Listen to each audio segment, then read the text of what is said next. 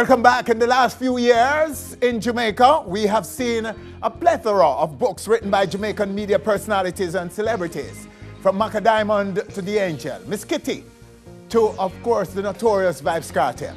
But according to my guest right now, right here on stage, none of the aforementioned have achieved what he has achieved with his novels. His name is Richie Drenz, fashion designer, blogger, and now best-selling author. Our guest right now. Richie, good to have you finally, sir. Finally. Congratulations. Made it. Now, what puts you a cut above the rest? In summary. In summary, but would I attribute that to my guts, you know, bravery, my perception. I view things different, I look at it different, I look at things from my point of view. You know, individualistic, I take opinions really, I like study things myself. So that make me come up with different answers to stuff than a lot of people think. And you're wowing lots of readers worldwide as a result. Yeah. Talk a little bit about some of the achievements in terms of your writings. What are some of the big achievements? All right, big achievements. Got an award last year with my first book. That's The Heart of Revenge. National bestseller, selling thousands of books. So I've sold over 10,000 books. Yes. And just knocking down doors. Like I'm making reading sexy now. You know what I mean? There's a craze, there's a buzz about it. Everybody putting up their books. There's just this craze. They have a book craze. Yeah, there's. And this is among Jamaicans predominantly, or? Yeah, I'm amongst the Jamaican diaspora. The diaspora. Right, because I'm an online person. Okay. So yeah, I'm very active online. So I guess I'd say UK probably one of the biggest frenzy I have. I mean, as I know, I have a UK fan that actually tattoo on my face and her name on her. So I say UK. So yeah, all over. But it's not limited to Jamaicans or the diaspora, is it? No. You've gone somewhat into mainstream, into the African diaspora. Yeah, man, from Ireland. Right, every Caribbean country, Germany, you name the country. So your books have outsold the Macka Diamonds and these books? Yeah. You have outsold all of them? Yeah, in both in hard copy and Kindle. Okay. Yeah. All right. So you're bold. You're talking about that you're bold. You're different. Right. You're brave. You're going places where others don't. Right. And you're talking about your own experiences too. Right. So you're not even like, this is not fictional. No. Well, my first book is half fictional. The books that's out now, Climax is. Why do you say half fictional? Because a lot of the stories are taken from persons from around me. So I might look at Winford and say, all right, you know what? Winford carry an accent that's different and I like it. And I might use that. Or you have a story in particular and I might use that. So a person around me had a strong story around them, and I say, you know what, I think this has a great theme about it to carry across, which it was crossed on the premises and the moral. What would you do if you have a son that's dying, and the only option you have to save your son is to sell your daughter? You know, because the son is dying from a heart disease, cardiomyopathy, whereas his heart is growing too fast. So in that crisis, what a parent do? Yes. You know what I mean? And you're selling them to uptown, to a richer person. The person, it's not like your child gonna die. So what you do? So I thought that was an interesting theme. Absolutely. And if you're talking about, as you say, you're talking about your own life experiences, and your books are very sexual. Right. Both of them. Right. Unfortunately, I haven't been able to read the books yet, but from what I gleaned from them, reading some synopsis and so on, they're very, very sexual. And you're talking about your own sexual experiences. Right. In these books. Right. And you're going places nobody else has ever been before in them.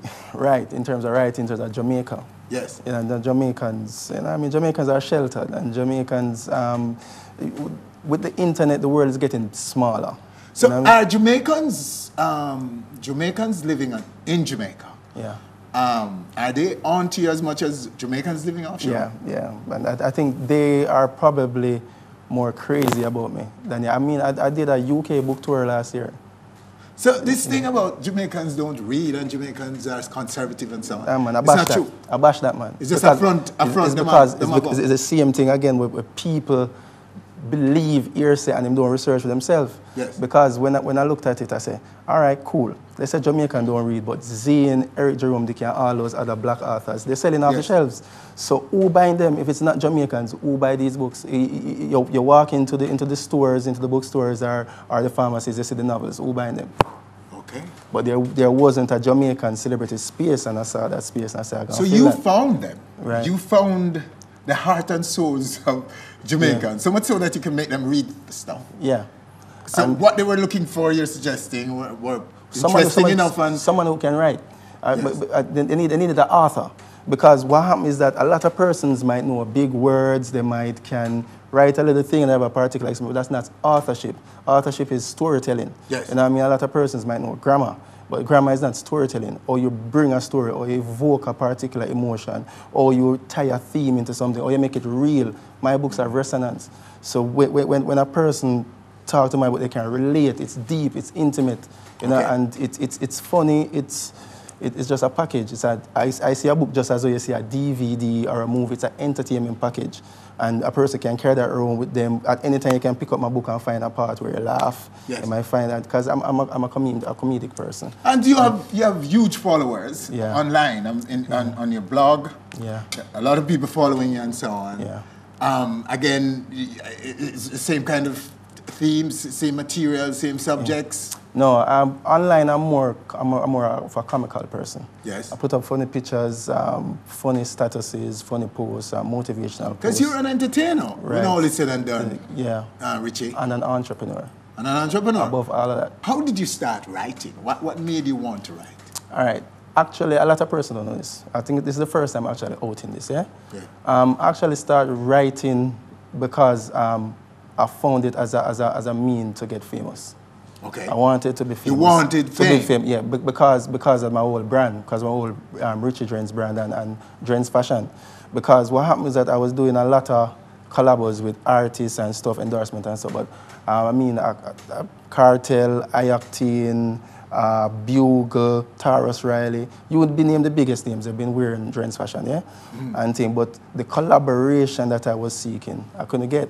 So when I started, because I'm a very open person, I started online, a particular incident happened to me, and I started outing it on Facebook. Which and people say, it's about a girl I met online and the book, right? That was the beginning of the book. Okay. Climaxes, that's all now. So at that particular time when I met her, I was getting married in 3 months. I just had this girl named tattooed on me, right? I was supposed to get married in 3 months, and then I met this girl on Facebook, and all the hell broke loose. So yes, and so I wrote about it in Climaxes. But what happened is that the sum total of that story is that she, when you say all hell broke loose, you mean she turned your life upside down, stopped the marriage? She gave me what? It gave me the best night of my life and the worst night of my life. Oh, okay, yeah, then. One night. One night? One night. Best night and the worst night of my life. One night. How do you explain that? How do you? I wrote a book. You wrote the book, so get the book and you know what. Yeah, I wrote a book because so it's Climax. It's in this one. Right. Climaxes. Right. That's the one where that story is told. Right. You know what I mean? Okay. No old bars from an honest, I can get inside of the mind of a man. Yes. Because I speak on infidelity and lust from a man perspective and how it really is. And personally, I'm very open. You know what I mean? I've never been the person to be influenced by popular say. So that inspired the writing? Right, because when I put out, I just put out a little status about it, and persons wanted to know more. Okay. But persons said that it was just interesting to them, and so I say, okay, if people are following this, right, and think, can I make it a business? Because people are saying that, why don't do a book? But I didn't know if I always follow the saying, Jamaicans don't read. But I said, all right, Richie, business, look at it. And I step back and I look at it and I study the market and I say, yeah, I can do it. It's because one of the reasons why books aren't being sold, because no Jamaican speak the truth in books. It's fairy tale. So people, Jamaican hardcore, and the minute it's fairy tale, and to say it's not real and it can't relate to real life, and you say, oh, and the princess saved the king, and they kiss and live. Jamaica has always been very far from the characters in any book. Yes. Because they're mostly imported. Right. And so you're bringing it over to them. Right. I am the author right now. Give them their own story. Stories that they can relate to immediately. Right. You know, you can see it happen next door. So, I took 2 years off of fashion. And when I took 2 years off fashion, I took 2 years off fashion, I said I'm going to study how to write. Okay. And study the publishing business. I couldn't get anybody to publish me. You know what I mean? So fashion wasn't working, Richie? Was it? It was working. It was I mean, really it's a big brand. I probably half of Jamaica know Drenz fashion. Yes. And thing, but I think to become a really celibate personality, you have to build a brand. You have to, right. So you use the writing platform. Right. Yeah. And a lot of persons said I was foolish to stop, but I think if I wanted to master the craft, I know what I had to do. I can't do two things at once. Okay. Especially if I'm about to learn. So were you able to use the writing to lift the profile of the Drenz fashion? Yeah. Yeah. So the fashion turn up right now? No, we're relaunching summer.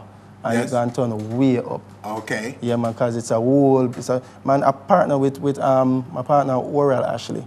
We put together a very good business plan. Me and him put together the whole book plan and the execution. I don't see a flaw in it. Even this, I planned this day on stage, you know. Yes. Yeah, me and him sit and we plan and say, all right, we're going to do book and we're going to go on stage and we're going to go such and such, and this is how we're going to do it. And we just do it from scratch. Right now you're on stage. We're going to take a break right here and come back and hear where you're from. Right. In Jamaica, your roots. We're going to touch on your roots, Drenz. Stay with us when we come back, more from Richie Drenz.